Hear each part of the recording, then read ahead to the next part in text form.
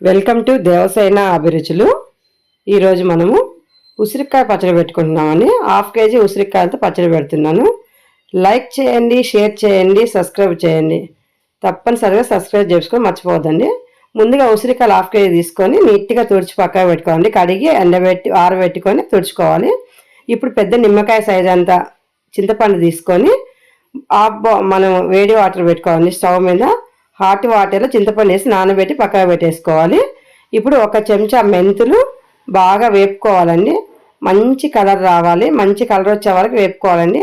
నేను 2 చెంచాలు మెంతులు వేసాను, కానీ 2 రకాల పచ్చళ్ళకి కాబట్టి నేను 2 స్పూన్లు వేసుకున్నాను అండి. మీరైతే హాఫ్ కేజీకి 1 స్పూన్ వేసుకొని వేపుకోండి. జీలకర్ర కూడా 1 స్పూన్తో వేపుకుంటే సరిపోతుందండి. ఇది కూడా కొంచెం కలర్ వచ్చే వరకు వేపుకోవాలి. అన్నీ విడివిడిగానే వేపుకోవాలండి, ఎందుకంటే మెంతులు వేగడానికి టైం పడుతుంది, జీలకర్ర త్వరగా వేగిపోతుంది. కాబట్టి అన్నీ విడివిడిగా వేపుకొని పక్కకు పోసుకొని, అలాగే ఒక చిన్న గ్లాస్తో ఆవు పిండి, ఇది ఆవాలు మరీ ఓవర్గా వేయకూడదండి, లైట్గా వేడెక్కితే సరిపోతుంది. వీటిని కూడా మంచిగా వేపేసి పక్కకు పోసుకోవాలి. ఇప్పుడు మనం ఈ ఆవాలు ఇవన్నీ కూడా చల్లారిన తర్వాత మిక్సీ పట్టేసుకోవాలండి. జీలకర్ర మెంతుల పొడి ఒకటే కలిపి పట్టుకోవచ్చు, ఆవు పిండి సపరేట్ పట్టుకోవాలి. ఇప్పుడు మనం ఆవాలు పట్టుకుంటున్నాం. ఇందాక జీలకర్ర మెంతుల పొడి పట్టేసుకున్నామండి మిక్సీలో. చూడండి, ఈ విధంగా పట్టుకోవాలి.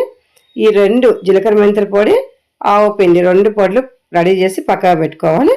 స్టవ్ మీద కడాయి పెట్టేసి కడాయిలో ఒక 300 గ్రాములు 300 గ్రామ్ ఆయిల్ పోసేసుకొని ఆయిల్లో మనం ఈ ఉసిరికాయల్ని వేపుకోవాలండి. ఘాట్లు పెట్టాలి. ఫస్ట్ నీట్గా కడిగి ఆరబెట్టుకొని తుడుచుకున్న తర్వాత ఘాట్లు పెట్టి పక్కన పెట్టుకున్నాం కదా, ఆ ఉసిరికాయలు ఇప్పుడు మనం ఆయిల్లో వేసేసి వేపుకోవాలి.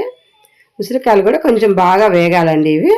ఇవి వేగినాయా లేవా అనేది కొంచెం సేపు వేపిన తర్వాత మనం ఒక ఫోర్క్ తీసుకొని ఫోర్క్ గుచ్చి చూస్తే ఫోర్క్ అనేది లోపలికి దిగబడితే మనకు ఉడికిపోయినట్టండి, లేదంటే ఉడికినట్టు లెక్క. అది చూస్తున్న వేపుకుంటా ఉన్నాం కదా, ఇప్పుడైతే కలర్ చేంజ్ అయినాయి అంటే వేగినాయండి ఇవి. ఇప్పుడు ఉడికిందా లేదా చూద్దాం. మనం ఒక ఫోర్క్తో గుచ్చి చూద్దామండి. చూడండి, లోపలికి వెళ్ళిపోతుందంటే ఉడికిపోయింది కాయ కూడా. ఇప్పుడు అన్నీ తీసేసి ఒక బౌల్లో వేసుకుందామండి. పక్కకి ఆయిల్ అంతా సపరేట్ చేసుకొని కాయలు సపరేట్ చేసి పక్కన పెట్టుకోవాలి. ఇప్పుడు ఈ కాయలన్నీ ఒక దాంట్లో వేసేసుకున్నాం కాబట్టి ఇప్పుడు మనం అదే ఆయిల్లో మనం పోపు పెట్టుకుందాము. చూడండి, మంచిగా వేగినాయి కదా, నీట్గా అన్నీ ఒకే రకంగా వేగాలి. అలాగే మనం నానబెట్టి పెట్టుకుని చింతపండుని మిక్సీలో వేసి ఒక్క తిప్పి పక్కగా పెట్టుకోవాలండి.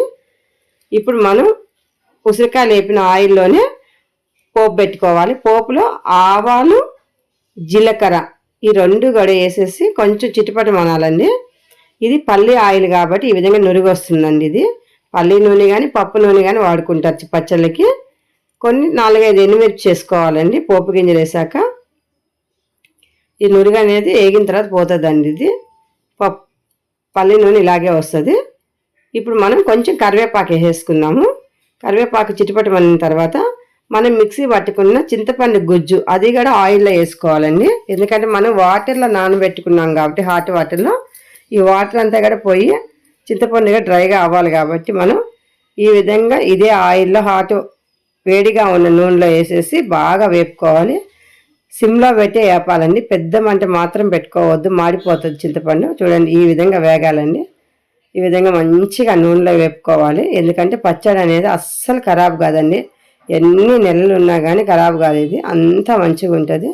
ఈ విధంగా మంచిగా వేపుకోవాలి. వేపుకొని పక్కన పెట్టేసేసుకోవాలండి. ఇది కూడా చింతపండు కూడా పక్కన పెట్టేసేసుకొని ఈ పోపు అనేది బాగా చల్లారాలి. ఇది చల్లారే లోపు మనం ఎల్లిపాయలు బాగా ఒక 10-15 ఎల్లిపాయలు ఒలుచుకొని వేసుకోవాలి పోపులోనే.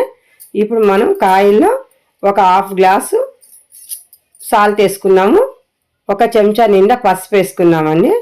అలాగే 1 గ్లాస్ నిండా చిన్న గ్లాస్ అని టీ తాగే చిన్న గ్లాస్తో 1 గ్లాసు కారం పోసుకుంటున్నాము. ఏ కారమైనా పర్వాలేదు, మీ ఇష్టం. అది మసాలా కారం, నేనైతే నార్మల్ కారం మాది. చూడండి, 1 గ్లాసు కారం, 1 గ్లాసు ఆవు పిండి, 1 స్పూను జీలకర్ర మెంతుల పొడి, అంటే ఒక్కొక్క స్పూన్ కలిపి 2 స్పూన్లు అయింది. జీలకర్ర మెంతులు 2 స్పూన్లు అయింది, అది 2 వేసేసాను. ఈ విధంగా ఇవన్నీ కూడా బాగా కలుపుకోవాలి. పోపు కూడా చల్లారిన తర్వాత పోపు వేసుకోవాలండి, చల్లారే వరకు పక్కగా పెట్టుకోవాలి. ఇవన్నీ మంచిగా కలిపేసుకోవాలి. మంచిగా కలిపేసుకొని ఇప్పుడు మనం పోపు వేసుకున్నాం కదండి, చింతపండు, పోపు, అలాగే ఎల్లిపాయలు ఇవన్నీ కూడా ఇందులో వేసేసి బాగా కలిపేసుకోవాలి. ఈ ఆయిల్ మొత్తం కూడా ఇందులో పోసేసి కలిపేయాలండి. మనం ఇదంతా మంచి కలిపి పక్కగా పెట్టేసుకోవాలి. రెండో రోజు అంటే తెల్లవారి ఒక రోజు నానిన తర్వాత పచ్చడిని రెండో రోజు మళ్ళీ ఒకసారి కలిపేసి మనం సాల్ట్ సరిపోయిందా లేదా, కారం సరిపోయిందా లేదా అని చూసుకోవాలండి. ఒకరోజు ఊరిన తర్వాత చూసుకుంటే మనకు బాగా తెలుస్తుంది. కానీ మంచిగా కలుపుకోవాలి. రెండో రోజు మంచిగా కలుపుకొని ఈ విధంగా సాల్ట్ ఉందా లేదా చూసుకొని, సాల్ట్ సరిపోకపోతే కొంచెం వేసుకోవాలండి. సరిపోతే మాత్రం వేయాల్సిన అవసరం లేదు. చూడండి ఎంత మంచిగా ఉందో, అసలు సూపర్ టేస్ట్గా ఉంటుందండి. మీరు కూడా ఇదే విధంగా చేసుకొని తిని చూసి ఎలా ఉందో చెప్పండి. Thank you for watching.